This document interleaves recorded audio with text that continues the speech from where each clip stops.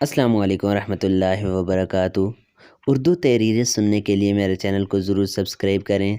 परिंदों को दाना डालो तो वो शोर मचा कर सबको बुलाते हैं और फिर सब मिलकर खाते हैं।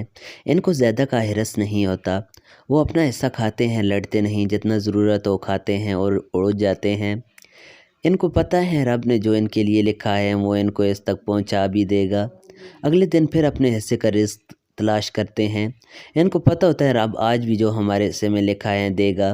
अगर इंसान की बात की जाए तो हम इंसानों का बस चले तो दूसरों की सारी खुशियाँ अपनी नज़रों से ही खा जाएं।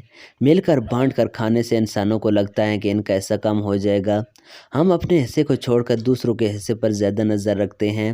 हम दूसरों को खुश होता नहीं देख सकते। हमें दूसरों की चीज़ें ज़्यादा अट्रैक्ट करती हैं। हमें लगता है हम अल्लाह से ज़्यादा अच्छा अपने लिए मुंतखब कर सकते हैं। हमें हमेशा रब की दी चीज़ अच्छी नहीं लगती, अपनी पसंद ज़्यादा अच्छी लगती हैं।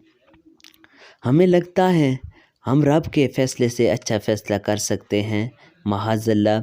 इसलिए हमारी ये ज़िंदगियाँ भी हमारे अपने हाथों ही से तबाह हो जाती हैं और बरकतें ख़त्म हो जाती हैं।